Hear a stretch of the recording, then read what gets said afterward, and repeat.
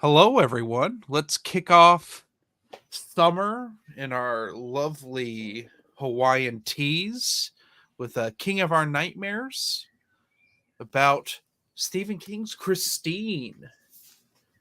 I'm Jeremy, I'm Noah. and today we'll be talking about one of his stranger books, but also one of his most approachable books. It's weird because I think a lot of people this is their first King book. Hmm. Um, Christine is about a teenager named Arnie Cunningham and his weird love for this 58 Plymouth Fury named Christine. It becomes his obsession and it takes over his life. And also, the car may be haunted. So, Christine, what did we think of Christine? Noah? Because we have two very different opinions on this book. Yeah, I would say so. So first, to clear things up, I read this book for the first time years ago. I haven't reread it, just Mhm. disclaimer. But my memory is like fine. Mhm. So on first read, I thought it was fine. Like overall, like it has a lot of good elements, as you would expect. The main things I remembered. Well, number one, which we're going to talk about, is the structure in Mhm. how it's written. That's the big element we have to talk Yeah. about. Yeah, this is my first reread in almost 20 years, I think, or 15 to 20 years. I read this is the second King book I ever read. It was his first novel I ever read. I went from Skeleton Crew to this, Hmm. and then to Tommy Knockers, and then to It. And those were all the King books we had in the house. But yeah, this book has a I have a lot of nostalgia for this book. I hate when people say that, but it's true. I have a lot of nostalgia for Christine, and it is very strangely structured. It's not his strangest structured book. That still goes to Song of Susanna, Hmm. which I think is just doesn't work. This kind of works. So it starts off from first person. It's a first person book from Arnie's best friend Dennis Gilder's perspective. Mhm. Up until he gets very injured and he ends up in the hospital. And it's as if Stephen King's like, well, the car has to kill people now. So Dennis gets very injured and it becomes third person for about a third of the book. Then once Dennis is out of the hospital, it becomes first person from Dennis's perspective again, which is weird. It's very weirdly structured, but Hmm. for some reason it works. Hmm. Um, Well, I this remember it not working that well. Okay? Let me ask you, since you just recently read it, mhm. was there an explanation like why it switched? Yeah, Dennis. It's literally Dennis ends up in the hospital, so he's out of the picture. Yeah, that's the story. But is there a like how does he know what happened? And like the parts, like the middle part describes characters being killed by Christine and what those characters are thinking. And I'm just like, I think it was implied Dennis also wrote that part, but how would he know all of this? King tries to say that Lee knew a lot of it, and Lee tells them Hmm.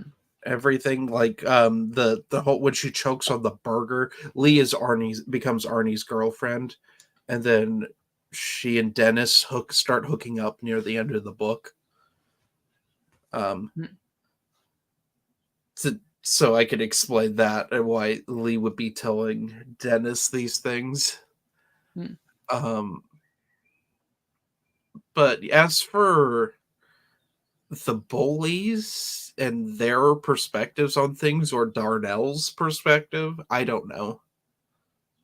Hmm. It doesn't. I didn't think about it too hard. Yeah, I mean, can I talk about my a real life theory why this is probably written this way? because he was drunk. Yeah, drunk. This was still his drug addict time. So I'm just guessing he came to this part and he was like, he started writing first person, Mhm. and then he was like, "Oh shit, how do I show the car killing people? Like Yeah. this character would need to be there." And then he's like, "Ah, god damn it! I already wrote like 400 pages. I'm not gonna rewrite that." Yeah, not only that, but it's 400 solid pages. Because this book shines when it is in first person, which is not my thing whatsoever. And I want to address a comment here from Truth Justice asking when we'll be doing Misery. Is that this season? If I'm not completely wrong, I'm just looking at my shelf. So Christine, Cycle of the Werewolf is somewhere. Or did we talk about that already? No, we got Pet Cemetery, Cycle of the Werewolf for the next Pet Cemetery, 2. The Talisman, Finner, Skeleton Crew, It, Eyes of the Dragon, Misery. Okay. So it'll be this season. It won't be next, unfortunately, because I've never finished Misery, so I'm really looking forward to reading it.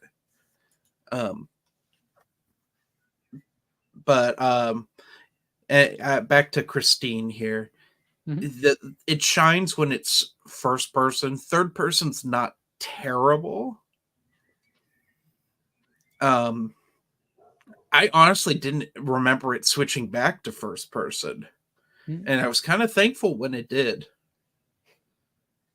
Because, although I will say, when the police officer Junkins dies, and it's in the first person style, it doesn't hit home really. Yeah, this book, it does a great job in showing Arnie's descent into becoming Roland D. LeBay, who is the guy he buys Christine from, who's like haunting the car because he's evil. It's not very well explained, but what really works is that Arnie becomes him, whereas in the film, and we will talk about the film quite a bit because it's a great film adaptation. It does its own thing, and in my opinion, it's my favorite of the famous King adaptations. Out of all of them. That's cool. Yeah, It I was would definitely say. Yeah. It was one of the first DVDs I ever got. Nice. Yeah, So I would say, I mean, it's John Carpenter, so Mhm. it's solid, obviously. But I would say the movie adaptation for me is better than the book Mhm. in a lot of aspects, if not all of them. I mean, if you would ask me just like, "Hey, Christine, would you rather reread the book or rewatch the movie?" I would, in this case, honestly go with the movie because And it's I more would too. condensed. Yeah, it's Yeah. more condensed, and it changes one element, which is the Roland LeBay stuff, like the whole reason Christine is alive, which I think we both agree is better in the movie. Yes, where she's just an entity of evil. Yeah, she's just alive, and you can see what they do, like the opening with Christine, where it's shown, okay, she's a woman. Mm-hmm. Why is the car alive? Doesn't matter. She's a woman, and this is like a metaphor thing for like an Sexual abusive harassment. relationship. Yeah, that type and of like in stuff. the very beginning, sexual harassment. They lift her hood. It's like looking up under her skirt. Yeah, And that's the hood slams down and breaks that guy's hand. Also, the other thing I do like is I prefer Darnell's death in the movie because I never thought of what would happen if a car's seat just kept pushing forward and crushing someone into a steering wheel, whereas the car drives through the front of his house and it's like kind of dragged out and nonsensical. It's probably the one death I don't like in the book. This is Darnell's. Darnell is this guy that runs this sleazy garage and also sells cigarettes and drugs on the side. And Arnie has to park his car at Darnell's garage because his parents won't have it because his mom is just an absolute control freak. That's something. His parents are like non-characters in the movie, but in the book, like his mom's just the worst. I mean, she's not. I kept thinking of back to the Dead Zone with the main Mm. character's evangelical mom. She's not that bad. Like, she's not crazy. And King does give an explanation as to why she is the way she is, but it doesn't warrant her being such a control freak and just an a-hole at all times. She's just the worst. And I feel like if she had been more supportive, they could have mitigated this Christine problem quickly. Hmm. And then his dad's just a pushover and then becomes a drunken pushover. And yeah, it's kind of sad how his life just Arnie's life spirals out of control because of this. Because LeBay becomes Arnie. And I want to point out the audiobook here. The audiobook, it does a lot of things I like. The biggest one being, as the story goes along, the narrator changes his voice to sound more like LeBay than Arnie to differentiate. The thing I don't like, which we haven't talked about, they take out all of the songs that start every chapter. Most likely because of licensing and stuff. That would be a nightmare. Yes, because that's the big thing with this book is Stephen King spent a lot of time getting the rights to a bunch of songs, and every chapter starts out with an oldie song that sets the tone for the chapter, which I really like. Oh yeah, even I did. I think that's. I mean, when I first read this as a kid, obviously I didn't get most of it, but it is a nice little thing to do. You gotta understand, Noah, I was so obsessed with this book because I hadn't read that many adult books. This is when I started becoming like a big reader. I hadn't read that many adult books. I had read Alan Dean Foster's Star Wars book Splinter of the Mind's Eye, then The Hobbit, which is, you could argue, is more of a children's book. Mhm. Then I read Skeleton Crew, and then I read this, and I got so obsessed with these songs, I would look them up on a website that I don't think exists anymore.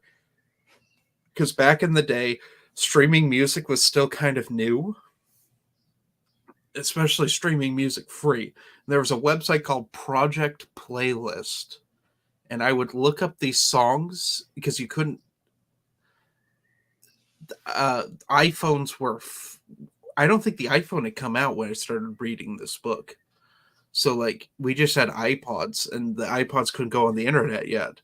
So I would sit there with headphones on at my desktop computer, and I would listen to these songs so I could get the reference. And I got into like all this 50s music. Hmm.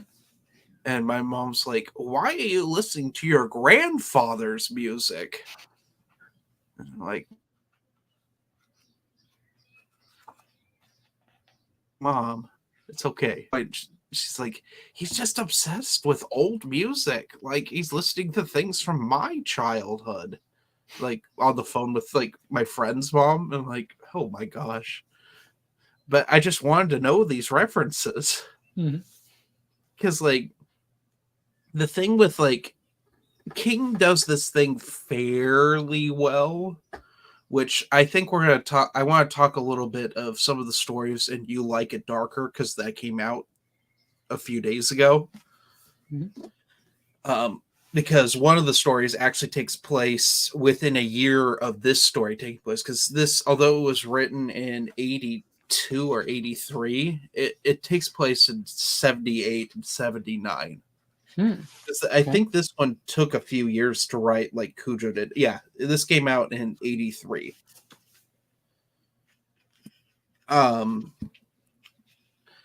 So like the 70s were still kind of fresh in people's minds, whereas in the short story Two Talented Bastards, it's been a few decades, and he gets some things wrong.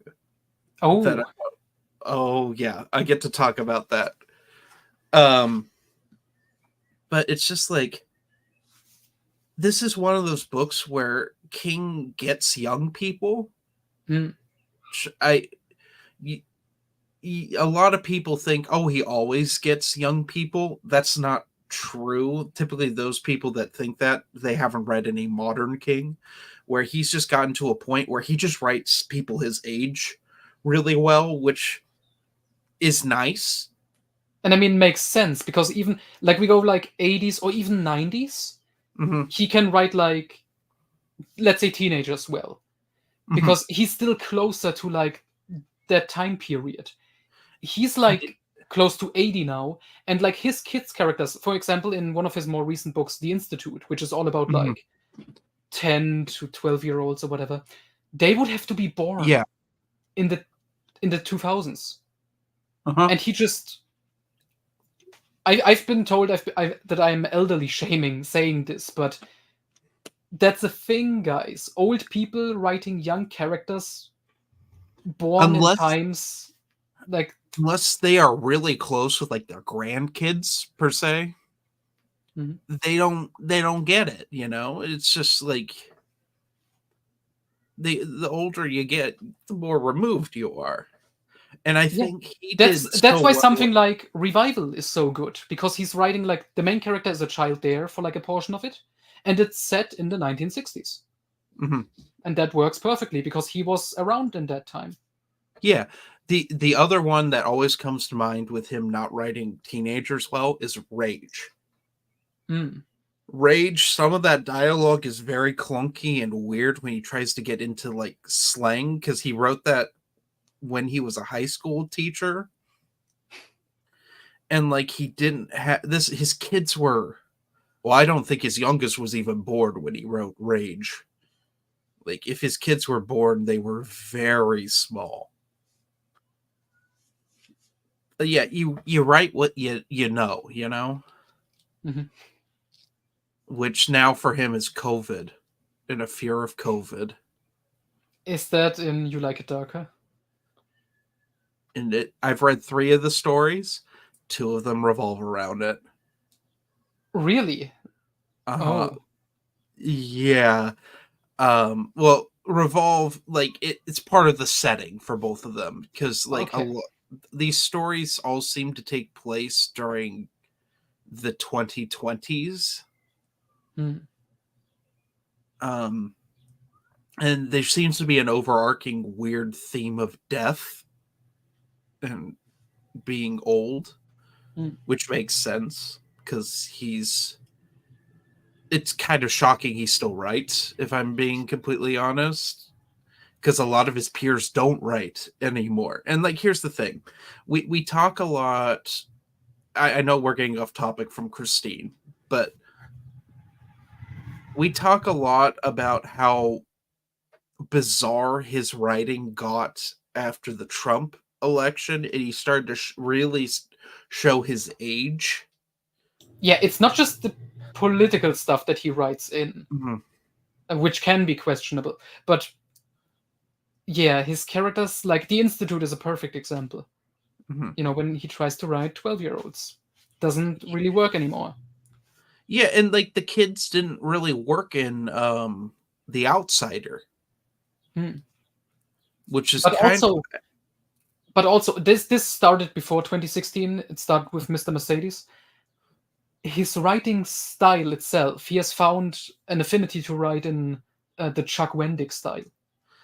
third person present tense for those of you who have not had the misfortune of reading Chuck Wendig. I personally think he writes it better because he's just a better author, Yeah, but but still, it's it's hard to read. hmm. And that's like become a very popular way to write now. Yeah.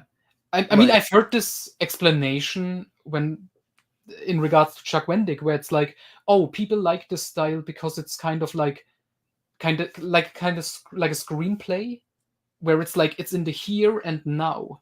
yeah, which my whole thing is I hate reading screenplays. Every once in a while, I'll have a publisher send me, like, this is a screenplay that got rejected that we're now publishing. And I'm like, couldn't you have the author just convert it to like a third person narrative. It's like, no. And I hate even authors I like. I hate reading screenplays. Like, if I were to act it out, yeah, I'd like it, but I'm not going to do that. I'm not an actor.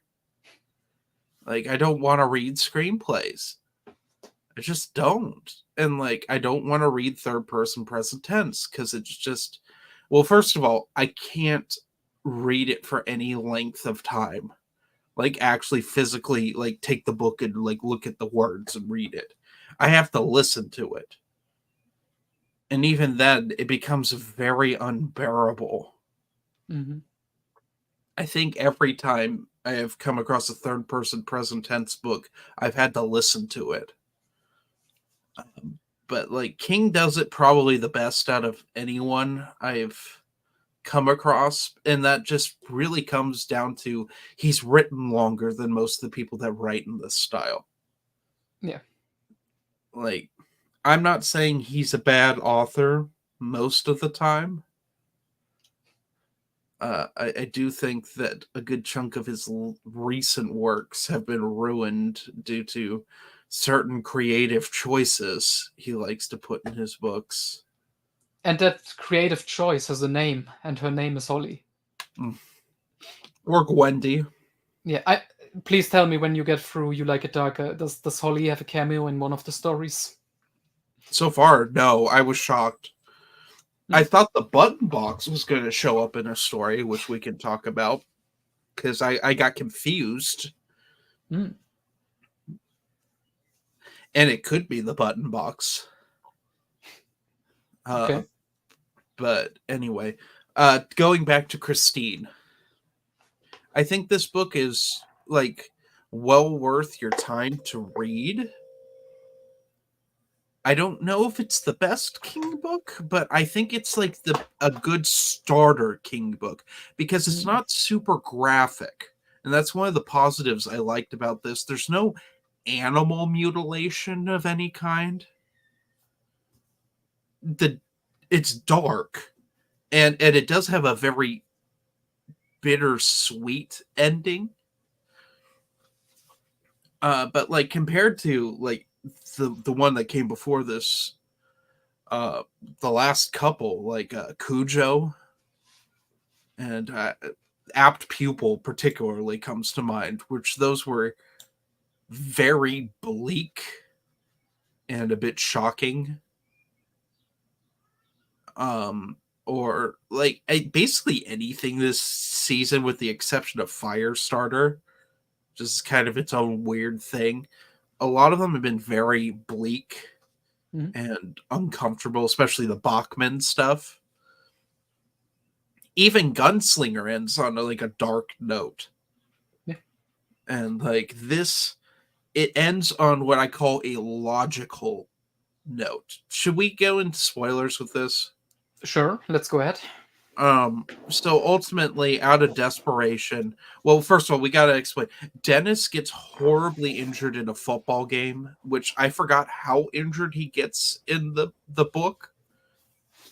He suffers 2 broken legs, a broken arm, and spinal damage, and a concussion, and ends up in the hospital for like 3 months. And so when he gets out, Arnie has just become LeBay, basically. Like, he's drug smuggling and stuff. In fact, Arnie gets in trouble. And, like, LeBay's... Not LeBay, Darnell. Will Darnell and him end up getting arrested. And so Christine and LeBay take over, and they just start murdering people. All the bullies that bully Arnie, which we haven't talked a whole lot about that. There's this group of like high school kids that just harass Arnie because he's a weirdo, and like Arnie gets one of them fired from Darnell's garage, and then they try to like stab him at school because they're like crazy, because Stephen King bullies are like above and beyond in just cruelty. I'm getting like this is like the precursor to how awful the bullies are in it, Yeah. which those might be like the worst bullies I think in a Stephen King book. Mhm.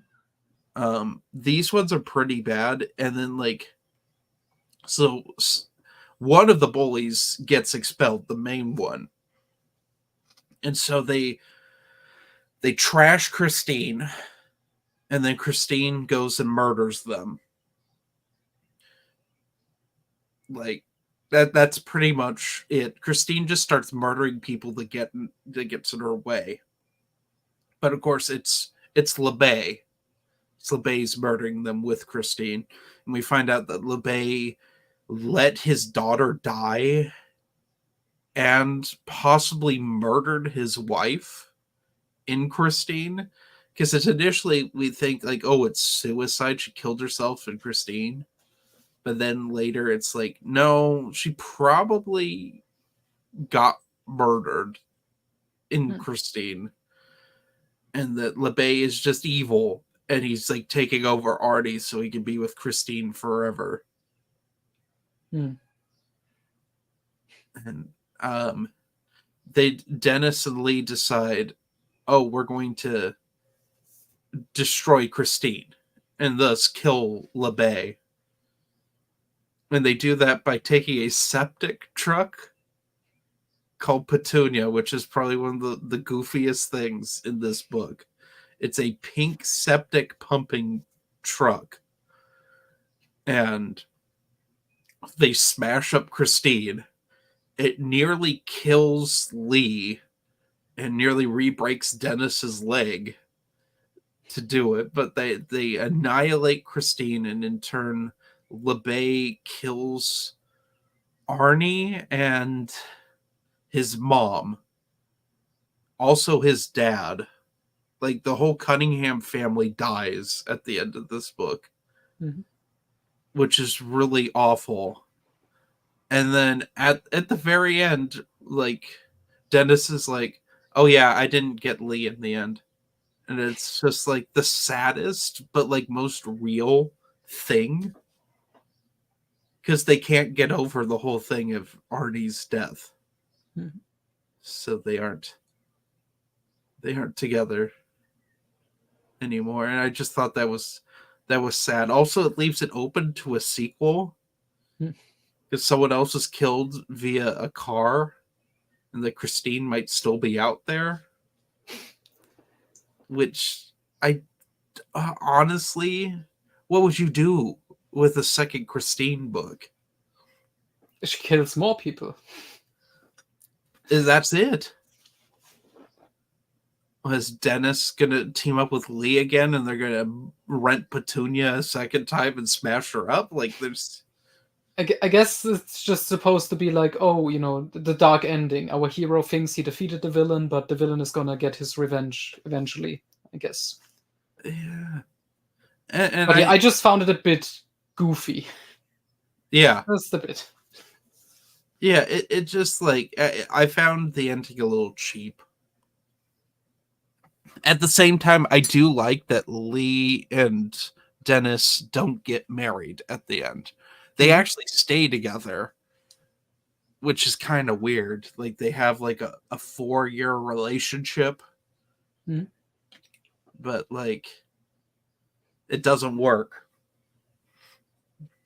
Uh, it, it's a good. I think it's a solid book Mhm. I would overall. say it's a weird one for me. I would say out of all his books we read so far, it may be the weakest for me.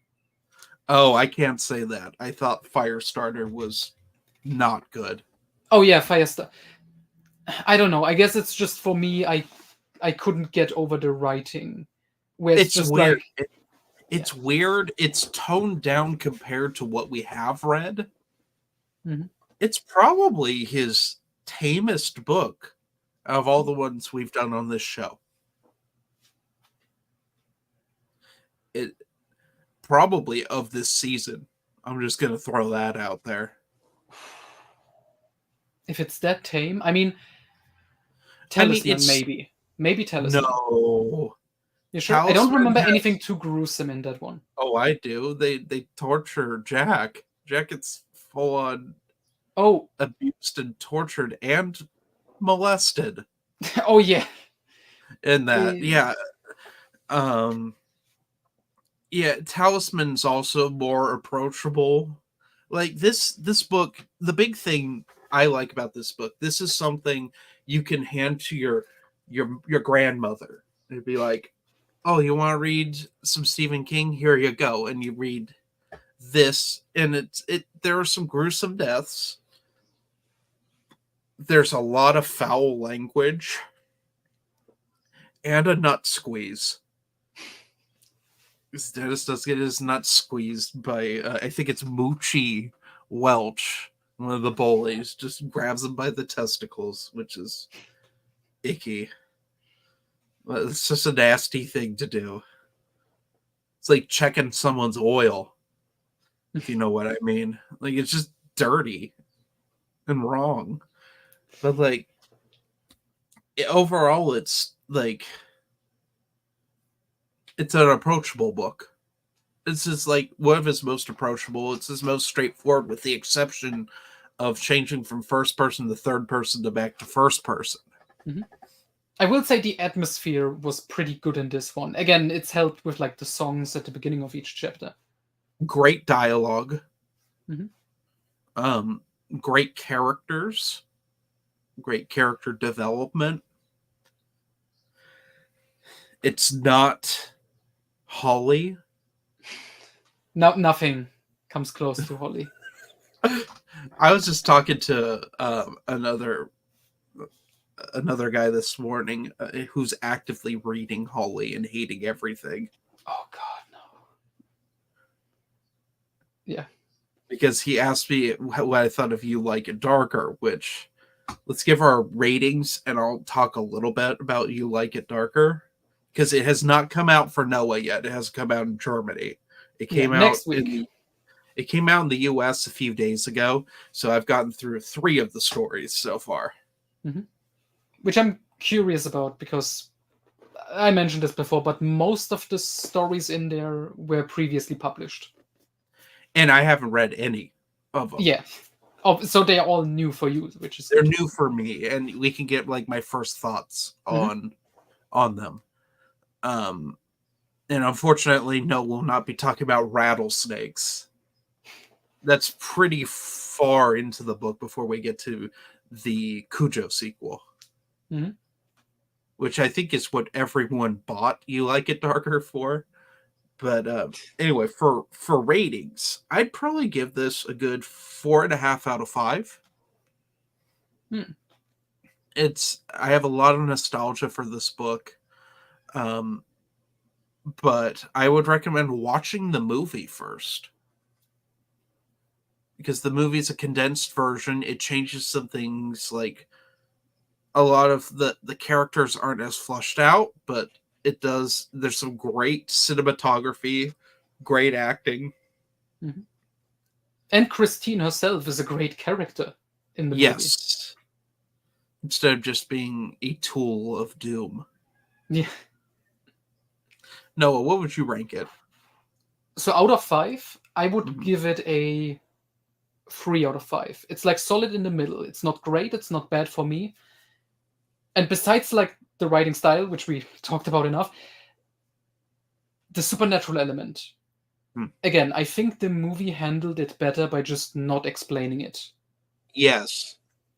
And this is one of those where King both explains too much and doesn't explain anything, Yeah. which is an overarching theme in a lot of his books. I'm thinking of It in particular, Mm. where there's a lot of nonsense in that. This, a little bit of nonsense, but But it it doesn't have the turtle. it does not have Matrin, Mhm. the god of the children. We got what, 4 books until we get to It? 4 or 5. Oh god, that's an undertaking right there. Yeah. But yeah, I'm with you on recommending the movie first. again, because it's just a solid movie on its own, it's a good adaptation. Yeah. And if you like the movie, you will, I mean, probably like the book. If you want more of these characters, go a little bit more in depth and stuff. Yeah, I would recommend it in that way. In the movie, I always say it's like a soft rated R. It's not a lot of graphic murder in it. There's just a lot of foul language. So it's like a good starter horror movie if you want to get into the horror, like 80s horror movies. It's a good one. Although it's hard to see all those Plymouth Furies getting annihilated. I think they went through like 12 of them, including Yeah. a few kit cars, which are just built for the film. The one thing before I forgot it again, Christine has a reference in The Stand. Do you remember this one? No. Okay, so I think it's Stu Redman Mhm. finds a Plymouth Fury in The Stand that's like abandoned, and there's like the car keys, and it has like the initials AC, Arnie Cunningham. Oh, it doesn't have RDL? I don't remember exactly, but it was a clear reference to Christine. Oh, I don't that's remember weird. if it was in the book itself. I think it is, but I know for sure it's in the comic adaptation because they actually show a panel of the driver getting out, and it is Arnie. He looks like Arnie from the movie. Huh. So That's that's the thing. bizarre. Yep. That's absolutely I mean, bizarre. that comic adaptation also has Stephen King himself getting murdered by Randall Flagg. I never got that far in it. He's called Richard because, get it? Oh. I don't like that. Oh man. Yeah, it was a thing. And there's another reference to Christine coming up in it. You know, speaking of that one. Yeah, because it's too long for its own good, but we'll get to that when we get there. But let's talk some You Like It Darker. All right. Specifically, I want to talk about Two Talented Bastards, which is the first story in there. It's a great slice of life story. I would call it magical realism, if you're familiar with that term. Where it feels like real, but then you have a sort of psychological, like, or what's the word? Like there's like a not realistic thing element to it. So Two Talented Bastards is about a guy who is taking care of his very elderly father.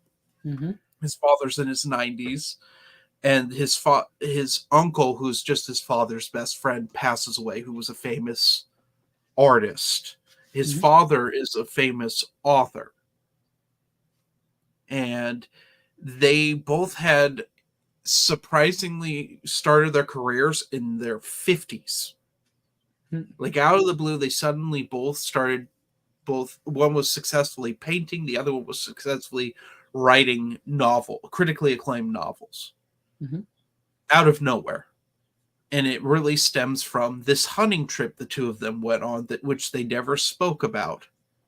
And the first like third of this book is setting up his father's still alive, and then his father passes away, but he gives one last interview to this reporter during COVID, so everyone's wearing masks. Trump is mentioned and Biden, but a lot of COVID references, which is gets a little old really quick. And then when his father passes, the son finds these documents and finds out what happened, and his father and uncle discovered aliens in the woods. That's kind of it. But have you not read this one? No, that's a new one. Oh, the big thing is these aliens, like they talk to them and they reference it's the backstory takes place in 78, but they reference Judge Judy. Judge Judy didn't come on air till 1996. It's just one of the most bizarre fuck ups because the story is almost perfect. Mhm. It's probably one of the best short Stephen King stories I've read in a decade. Yeah, just from the way you're describing it, it Mhm. reminds me of two stories. Well, specifically one, Life of Chuck, from his previous Yeah. collection, if it Yes. reads. Because Like, I always say Life of Chuck, it's the best story in that collection and one of the best things King has written in over a decade. you're not the only one. A lot of people have told me that. I think I might go back and read If It Bleeds Just before. read Life of Chuck. Trust me. Yeah, I probably will just read that. And then we'll do the whole thing when we get to that on the Mhm. podcast. But Two Talented Bastards, aside from the COVID stuff and the weird Judge Judy. Oh, also, there's like they're talking to this alien in their cabin. I'm not going to explain all of it because there's Mhm. some weird things with that. But like the way the cabin is described at first, suddenly the furniture's changed, but they Mhm. don't. It's like King forgot, and he forgot where everyone was. So someone sits down, and like the way that it's hard to explain without like drawing it all out, but it doesn't make You mean sense. it's like a continuity error in a movie? Uh huh. Yeah. Oh, okay. But in the Got it. book, and I don't know if it was on purpose or not because there's like it's aliens, so like and they do reference time displacement. Hmm. Is it a So case where like suddenly a character who was standing to the left is suddenly to the right, or is it like the yes, it's entire? like that. But Okay. they like Okay. sit on something when they were already sitting, I think is how it went. Okay. Because I literally was like, what the heck is going on? And I went on Reddit and there's a bunch of people who are like, this book's great except for this story's great except for Judge Judy isn't here for no reason. And like the the that thing happens and it all happens at the same time. Hmm. So it's kind of like, what? And it's just like a whole Reddit thread about this. Because it seems like I think everyone loves Two Talented Bastards, Hmm. which is another main story. It takes place in Castle Rock County, Okay. specifically in Harlow. Because I messaged you about Harlow because I Hmm. remembered it from other things. Um, but anyway, moving on to the fifth step is about it's very short. It's two guys on a park bench and one of them's going through AA. It reminds me of another story from not Skeleton Crew, Night Shift. Hmm. And I won't say which one, but it was one of the ones that shocked me, and we talked about it on the podcast. Okay. Okay. That's The one of other, the ones that was published previously. mhm. The other one I read, the last one I read, because I've technically just started Danny Coolin's Bad Dream, which is very weird. But Hmm. the other one is Willie the Weirdo. Oh, that was a French exclusive short story? Or I think Oh, it was published there first. it's peculiar. It's about a kid that's like his family thinks he's special ed, but he's not. He's like 10 and they call him the remedial classes. This is also another COVID story, which is Hmm. annoying. Um, and his parents end up taking in their grandfather who's really old. Hmm. And his grandfather may be immortal or may not. I won't spoil, but the ending, once you catch on to it, you kind of see it a mile away. Hmm. But the kid's obsessed with death. And he likes looking at dead animals and stuff. Hmm.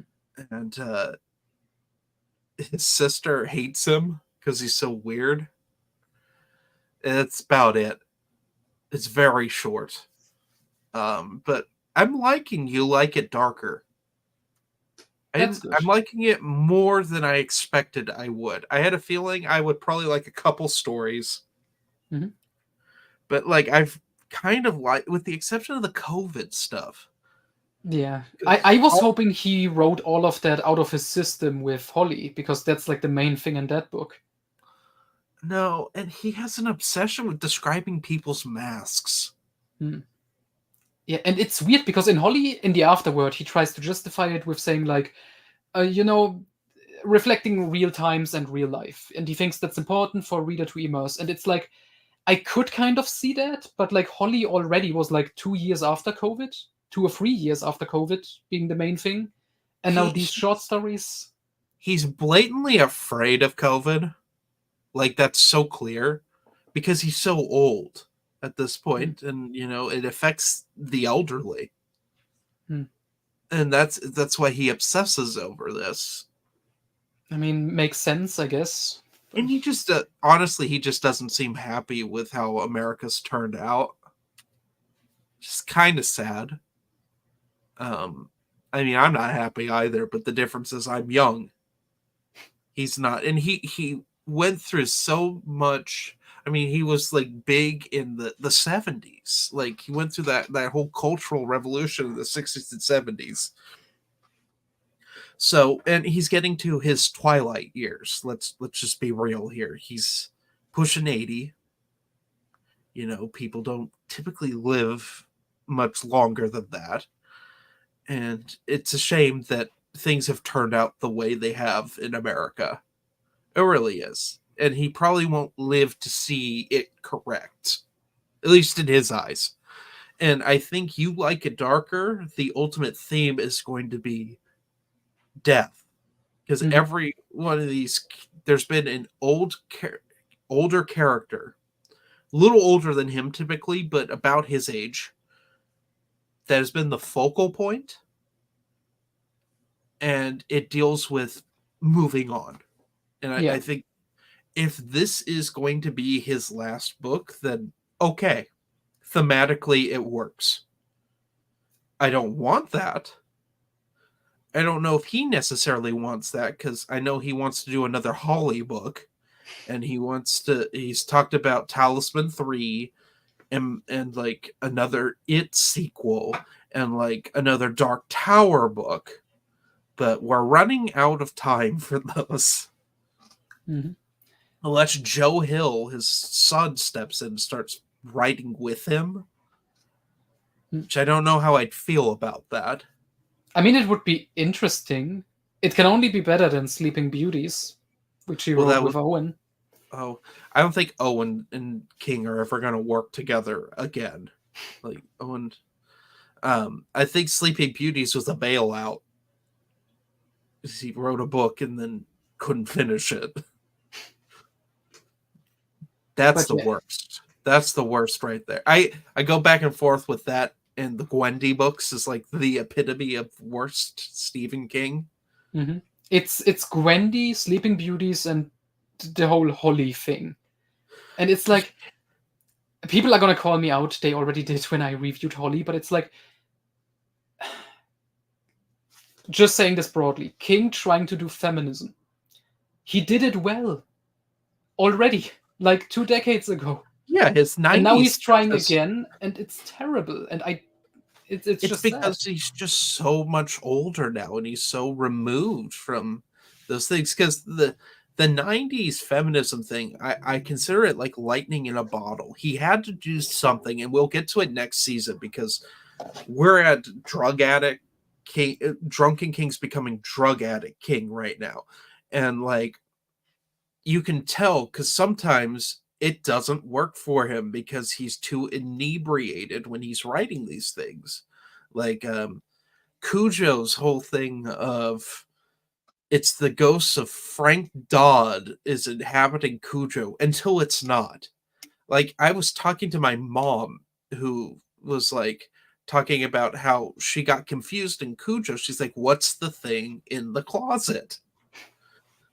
And I'm like, oh, it's the ghost of Frank Dodd.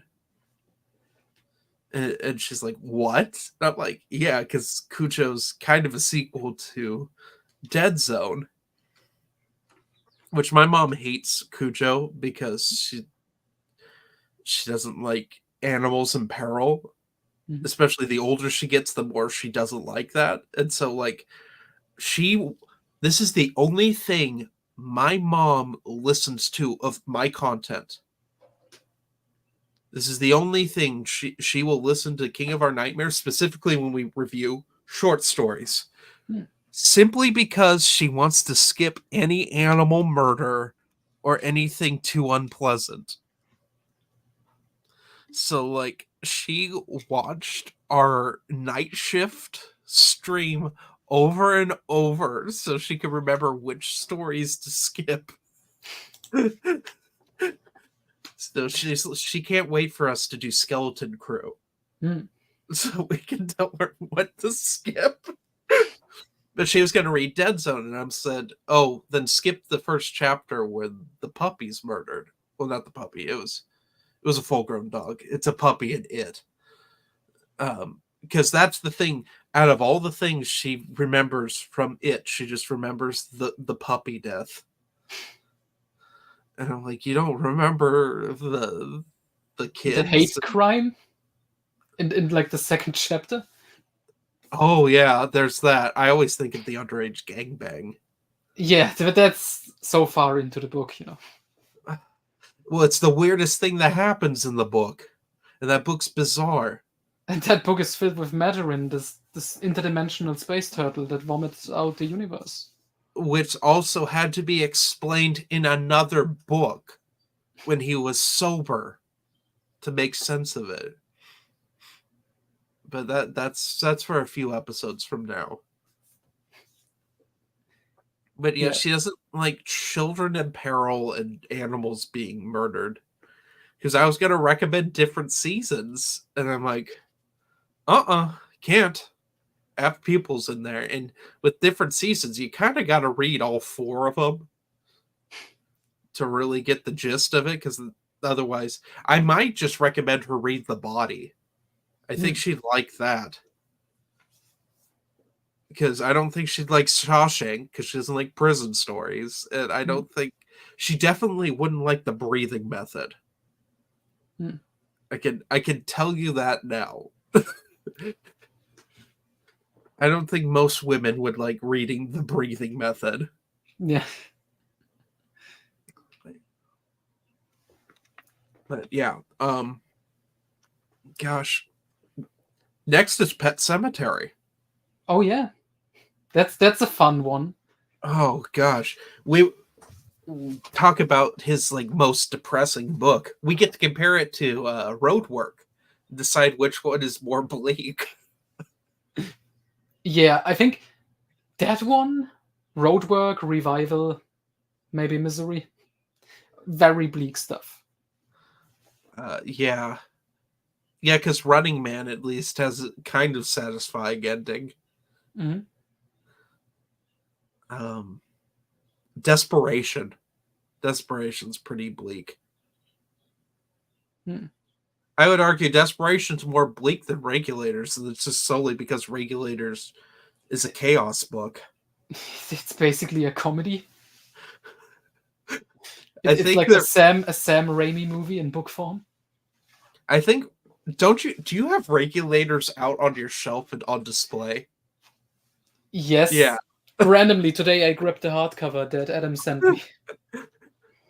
Yeah, you know that the Desperation hardcover that you can. Oh yeah, they line up. They line up. I didn't know that because we never owned Regulators growing up.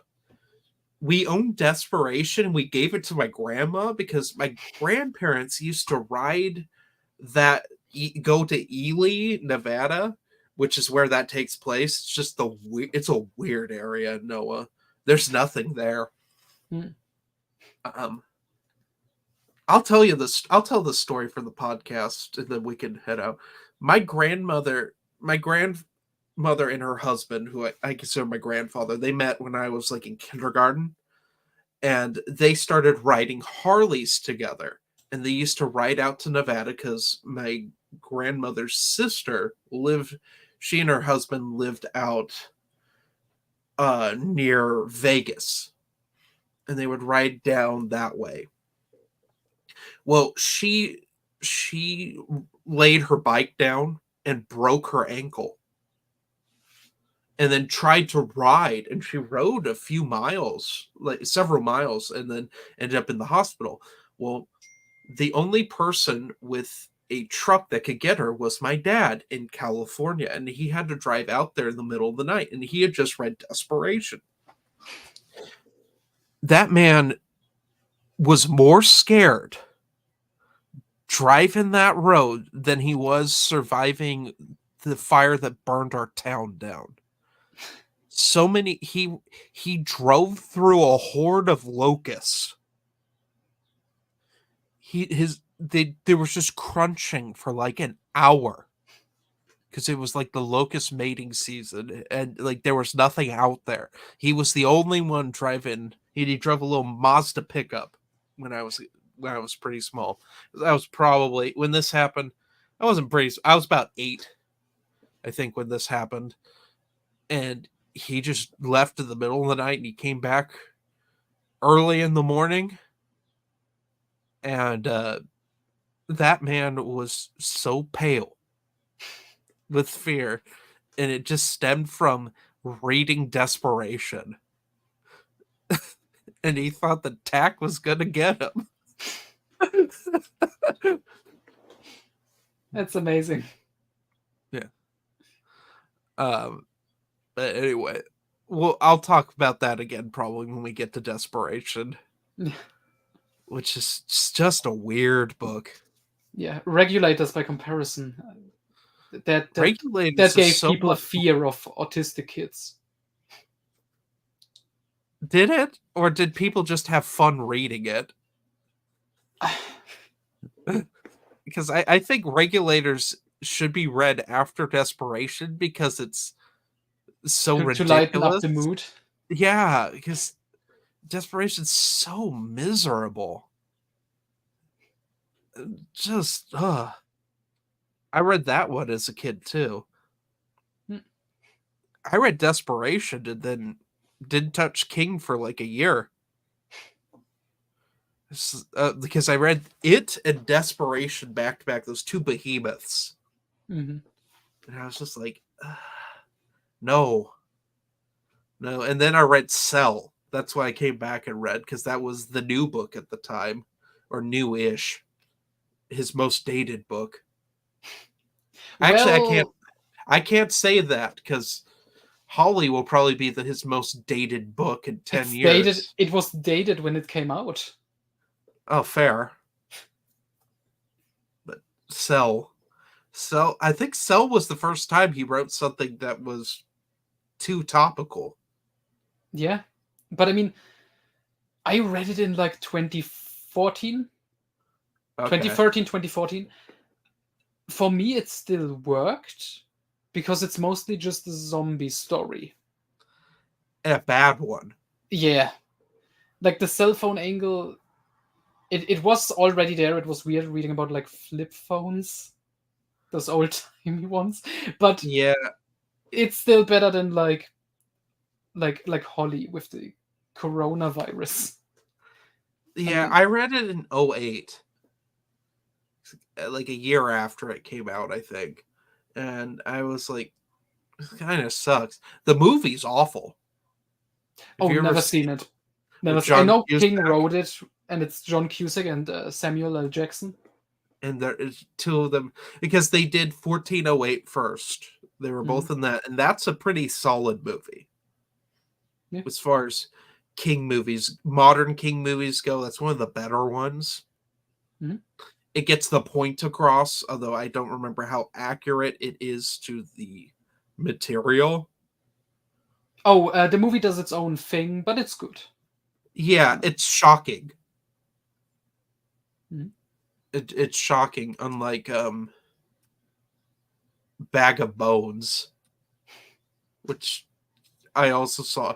Do you remember when they made Bag of Bones into a made-for-TV movie starring Pierce Brosnan? Oh man, you want to see James Bond in a Stephen King story? There you go. And Bag of Bones of all of them, and it's just weird. I'm not saying his acting's bad, but like, it's just the most bizarre like the whole setup is weird. I can't wait for us to read that Mhm. because I don't know if I've ever read it. I Hmm. don't think I've read Bag of Bones. That was like his whole right before the accident, right? Yeah, yeah. It was. I think it was 98 when that released. Okay. And he got mangled in 2000? 99. 99 he got hit by the van. Mhm. And he saw Blair Witch Project on Too Many Drugs and he freaked out. That's Yep. probably the funniest part of Dance Macabre. In one of the reprints he talks about that Joe brought that in and they watched it together, and because he was on so many painkillers, he had like he just freaked out and thought it was the scariest thing he'd ever seen. And then he also started writing Dreamcatcher while being pumped full of drugs. Yeah, that's how you write a book like that. Mhm. I've read Dreamcatcher.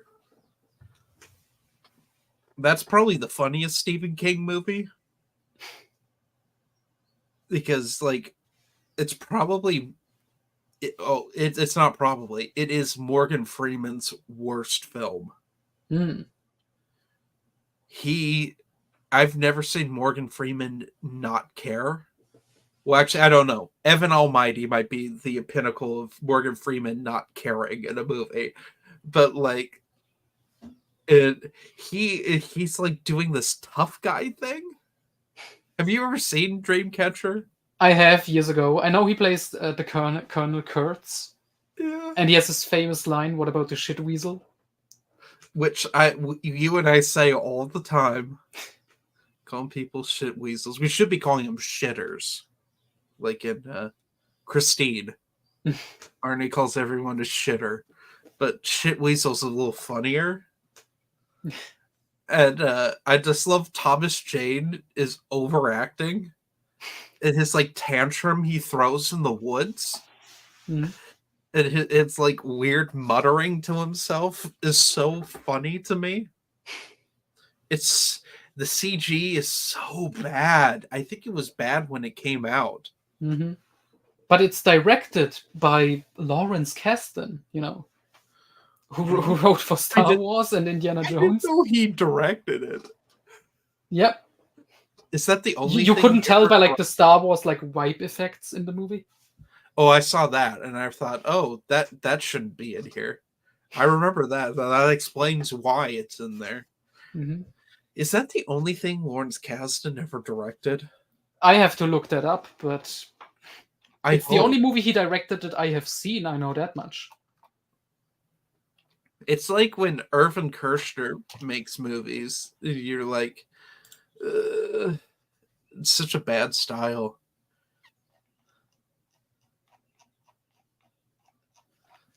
Because you know that William Peter Blatty directed Exorcist 3? He wrote Oh yeah, Exorcist. yeah. And Exorcist 3 is a really good looking movie. Mhm. It's solidly directed, so it's not like writers can't direct, but like sometimes they shouldn't.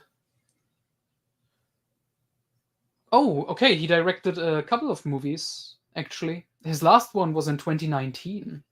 What was it? Uh, Last Week at Ed's. Never heard of it.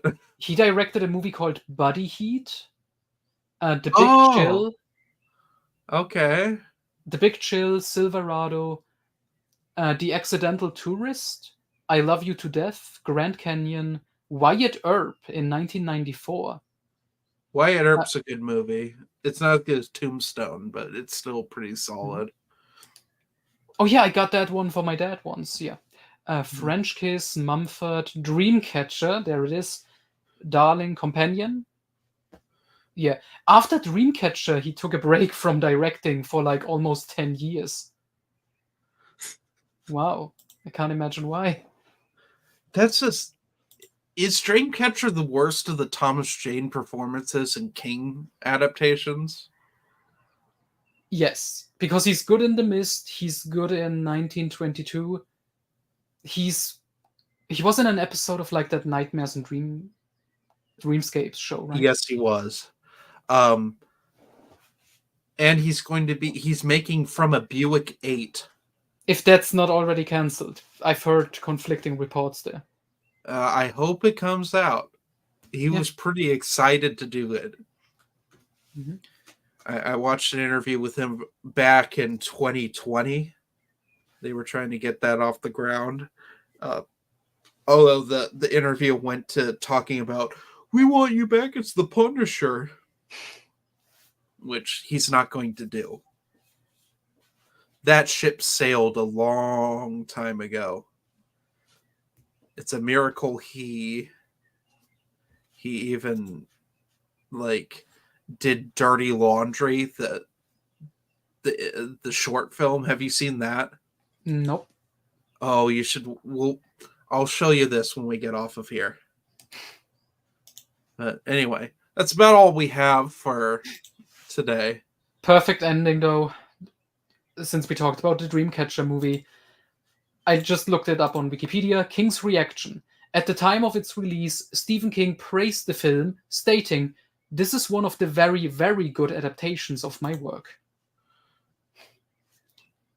He will say that about any of them now. Yep. And then he changes his mind a couple years later after it bombs. Yes. He does his due diligence to not do what he did with The Shining. I think he learned his lesson with that. Because we've talked about that many times. So anyway, have a good one, everyone. Goodbye.